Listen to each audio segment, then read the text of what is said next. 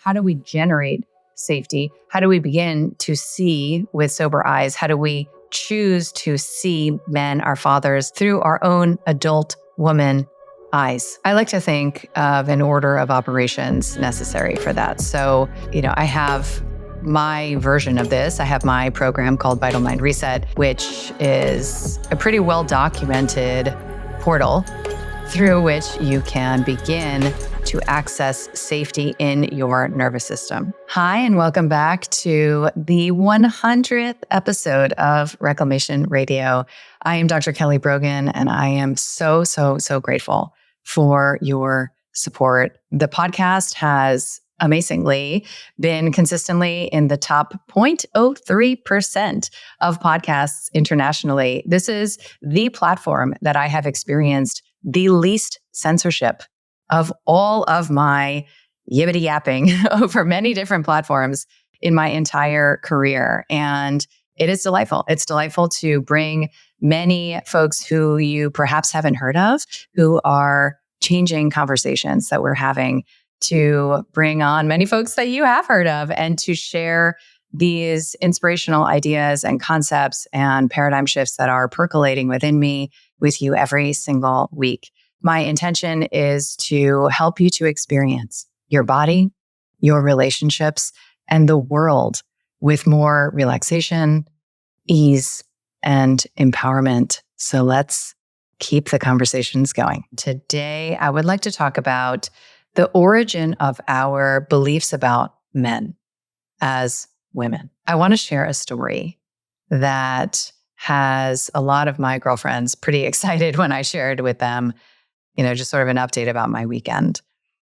And it has to do with a modality called Family Constellation, which if you have heard me speak for more than 2 minutes, you've probably heard me utter that phrase. I write about it in some degree of detail in my book, The Reclaimed Woman. And there is an episode here on the pod with my teacher, Amarle Centeno. I reference another constellator, facilitator that I admire, Maureen Selenay, and you can learn about it on the Netflix special called Another Self. And there are so many of us in the zeitgeist right now looking towards this modality as the therapy to beat all therapies, right? As the embodied pattern disrupt of so many of the aspects of our family systems.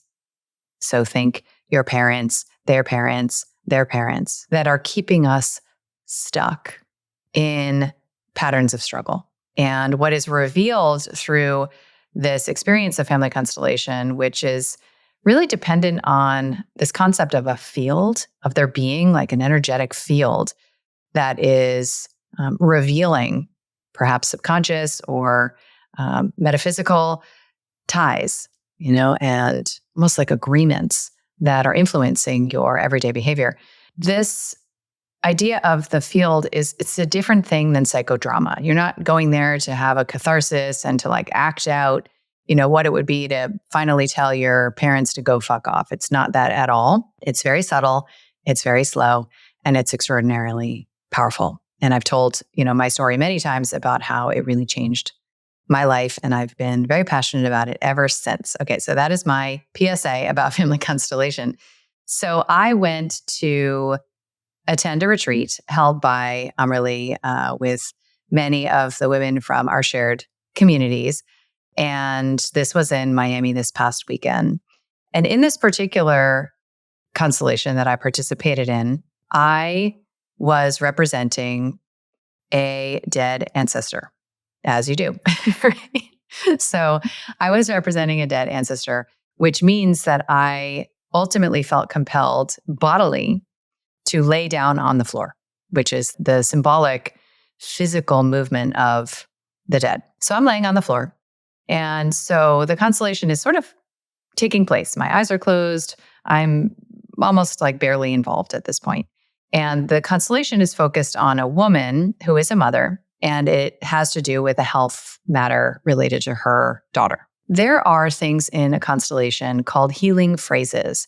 And one of the responsibilities of the facilitator is to essentially channel and intuit these healing phrases. And they're very simple, right? So a healing phrase might be, You are you.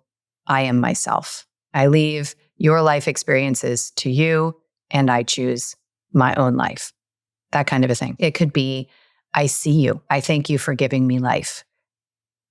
I see how you have suffered. Simple phrases. So at a certain point, Amberly prompts the gal who's constellating, who's the mom, to say to the woman representing her daughter, you can see your father with your own eyes now. This simple phrase. And half the room began weeping, including yours truly. It was so spontaneous.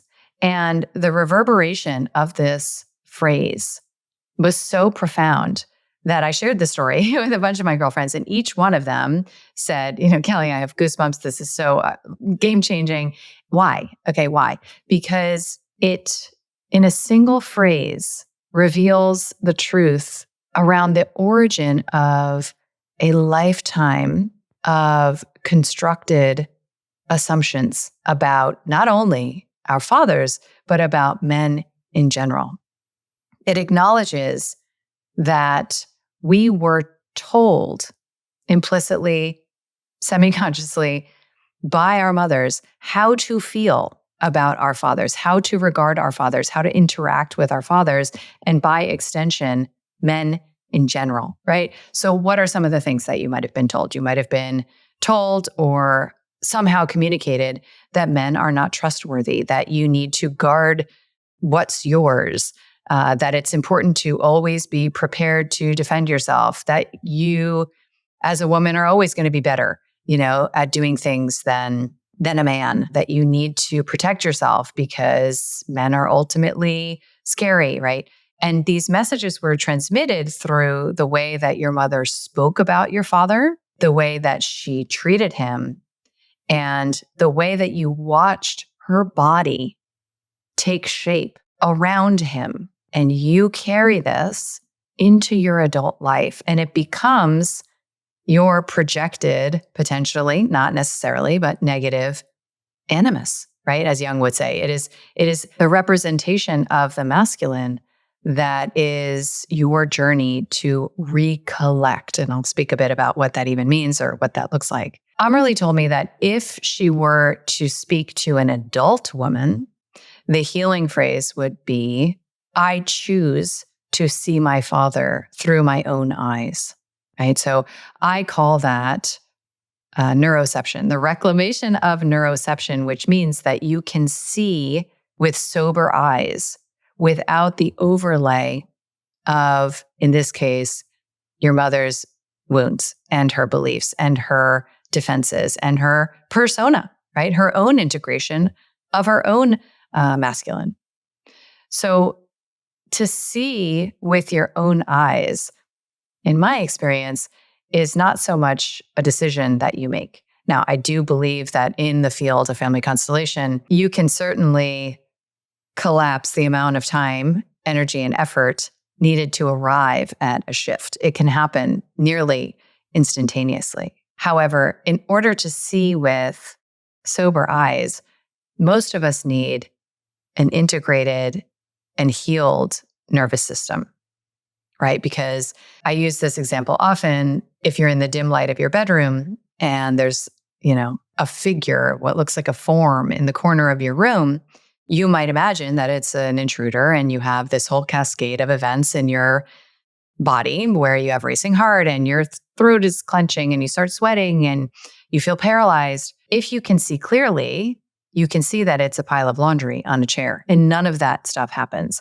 So this is essentially an analogy for what happens in relationship, where you project the demon onto your ex, right? Or maybe even your current partner. And sometimes in the honeymoon phase, we project the angel. So we project these idealized and vilified aspects, and we don't know that we're doing that, right? So, one of the ways to assess this is, think about an ex-partner that you feel a bit resentful toward, right? Or that, was from a relationship that didn't end peacefully.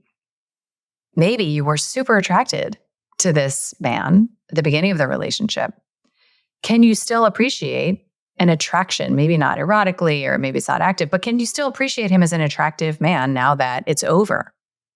Right? Or do you now look at him maybe in the shrapnel field of your contentious separation with a kind of disgust, and imagine that you were some kind of delusional when you thought he was attractive, right? So these shifts in perception where we go from imagining that something is wonderful to imagining it's terrible, but it's actually the same thing, it's the same entity, are just simple examples of how we project these overlays. So imagine if you are conditioned by your mom, who is the gatekeeper of access to your father, literally when you're a baby, and then, energetically throughout your childhood. If you're conditioned to disrespect and distrust your father, then you will take this forward in your experience of men at large. And you will also relate to your own inner masculine with this kind of a contentious, fractured dynamic, right? Where there isn't harmony and complementarity between your emotional, energetic dimensions of self, your feminine essence, and also that inner guardianship. And I call it, the inner husband or the inner father that offers your system soothing and safety. So there's a lot to unpack about, father woundology and the experience of disconnection from the archetypal father and or the literal father. I unpack a lot of this in The Reclaimed Woman and the program. However, it can be very simply distilled. The father wound, I like to say, is I am not safe, right? Whereas the mother wound might be distilled into I am not loved. It's just a matter of safety. Do you live in a safe body? Do you live in safe relationships? Do you live in a safe world? Right? Because that starts with you. So when you feel in a safe system, you perceive with those sober eyes, you have this relaxed comportment towards reality, and you can access okayness, that universal, omnipresent okayness at will. And you navigate reality, from that premise. So how do we reclaim neuroception? How do we generate safety? How do we begin to see with sober eyes? How do we choose to see men, our fathers, through our own adult woman eyes? I like to think of an order of operations necessary for that. So, I have my version of this. I have my program called Vital Mind Reset, which is a pretty well-documented portal through which you can begin to access safety in your nervous system. Right? So you create the conditions. I think of it as a masculine initiation. You show up to yourself. You're present, attentive, committed for 44 days. You do the damn thing, and you come out the other side with your system actually stabilized. Right. And we have many, many testimonials and clinical reports and all the things to evidence that. I think that the masculine requires an initiation. That's my observation. And people talk about this more anthropologically, even societally, whereas, women do not. Men benefit from initiatory rites into the realm of manhood. So could it be the case that at this stage in our development, we as women actually benefit from the reclamation, sort of like, finding our spine of our own inner masculine energy? So people love to ask me questions, and I love to ask questions of others because inquiry is play. But some of my interviews and answers are too hot to handle for Reclamation Radio. So in my membership Vital Life Project, I have created a private podcast that gets delivered to wherever you listen to podcasts, where I answer your questions that arise because of my provocative subject matter. And I also share interviews that might otherwise be censored that I call the Sovereignty Series.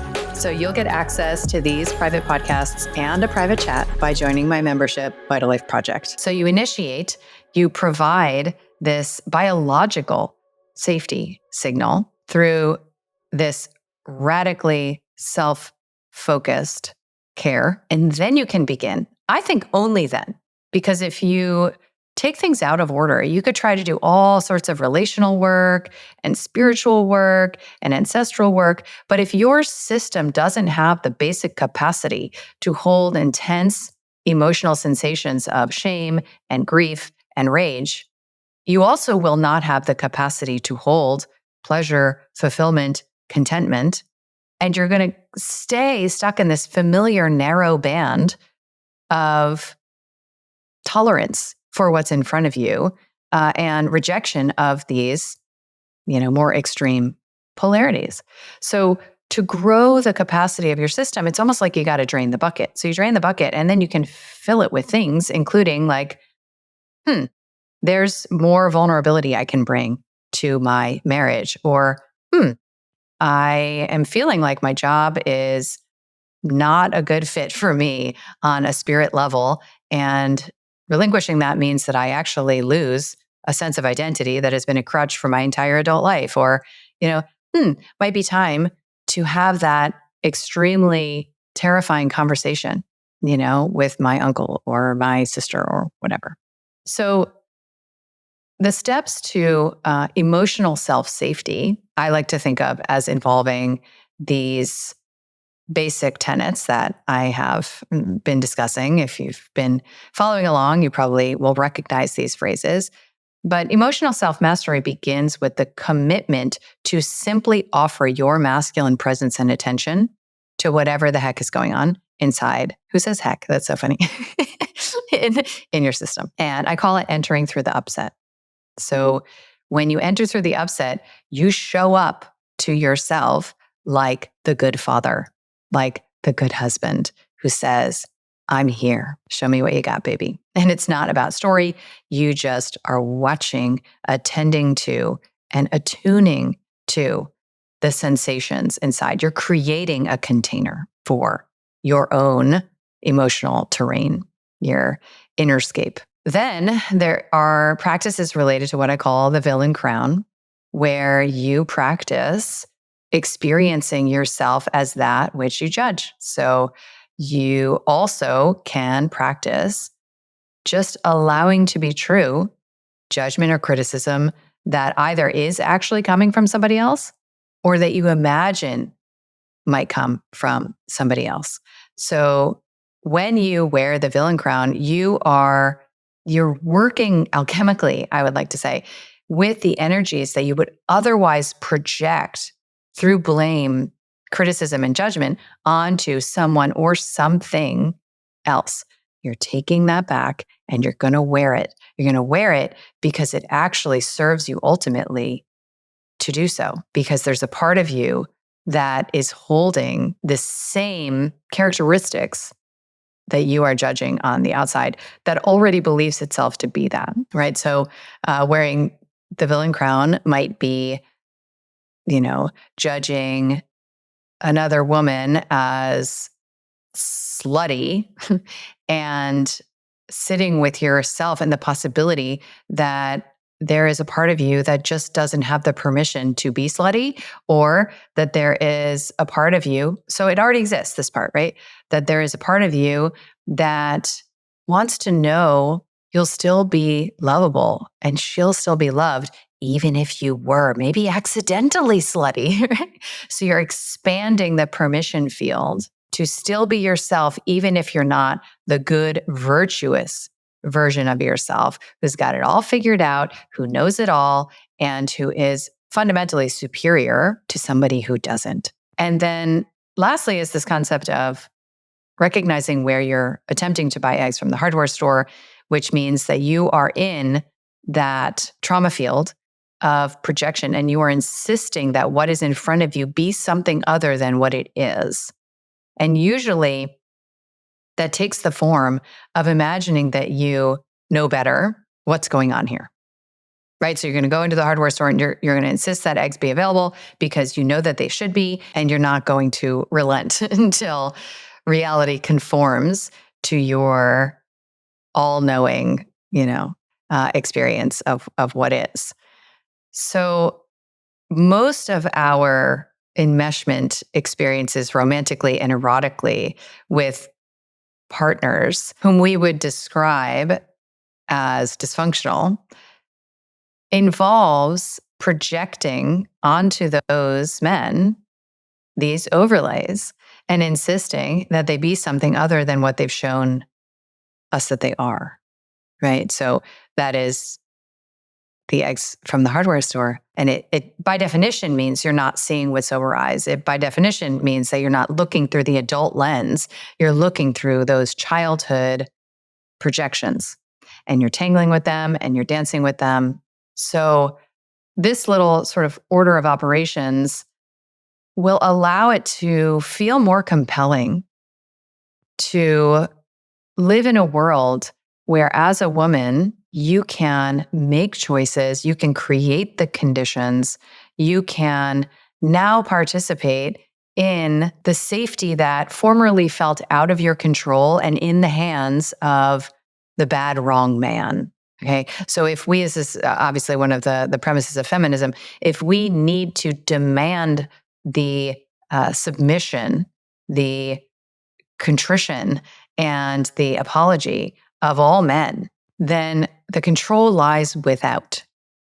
Because you can never compel that, right? That's not how it works. So if the locus of control is reclaimed through this act of taking responsibility for our emotions, for our own self-safety, and for the benefits of those sober eyes, which allow us to assess whether the conditions we're participating in are right for us, whether the people we're interacting with can actually offer us what it is that we want, and where we can guard our energy, our feminine essence, with such ferocity that we don't just go doling it out through blame and finger pointing, because that's an entanglement. So once you are in that practice of offering self-safety on a physiologic, on an emotional, and arguably spiritual level, you have this opportunity to restore the father and to what Amerle calls take your father or take your mother, but today we're talking about that, which means to be a yes to this man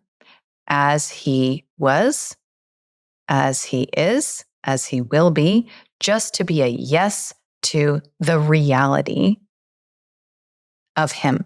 You can't really possibly know the reality of him.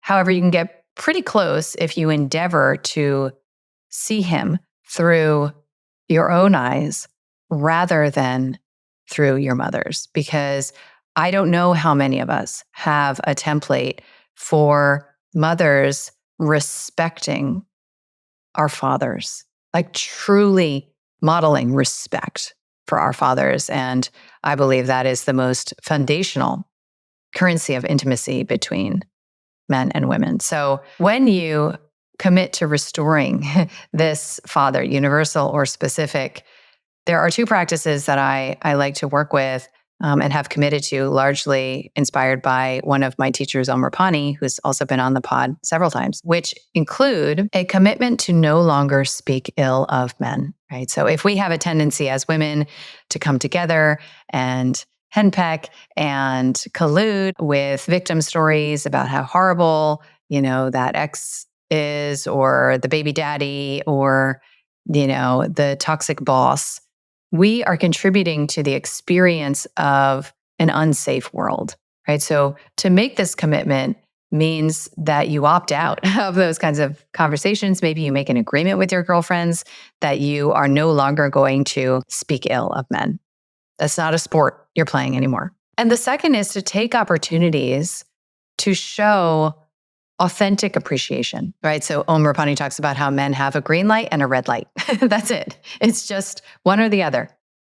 And you're either pressing the green light or you're pressing the red light. And the experience of showing appreciation, it just means that if a man lifts my suitcase into the overhead bin for me, I can not make eye contact. I can kind of like mumble, oh, thanks, kind of a thing.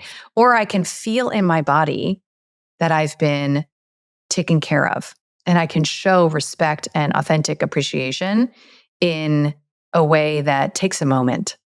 It's intentional. The respect that we can offer men in the realm of marriage and relationship actually goes even farther, where you begin to observe your tendency, which is valid because it comes from this early programming, to correct and speak over, interrupt, micromanage, or otherwise be a know it all around your husband or around your partner. And you can correct that at any time by simply acknowledging, I am sorry that I've been disrespectful. And this is, something that I learned from Laura Doyle, and I've seen it in action. And it is a testament to the role of respect between women and men. I think this also significantly applies to the way that we, as single women, as divorced parents, speak obliquely or directly about the father of our children, to our children, with our children, right? So, of course, it applies in an intact family, but it's far more likely when you've actually divorced that you might feel entitled to get into that competitive energy and to frame their father as being an inferior human who is flawed and who warrants your disrespect. Of course, it helps to remember that these children are half of that man. Okay. And so anything that you are reflecting that is less than respect to these children is, it's corrosive, it's poisonous, and it contaminates a self concept that otherwise might draw from the appreciation and respect that you muster up for their father. So I hope that this offers some insight and you can carry with you this notion of slowly, steadily seeing your father through your own adult eyes.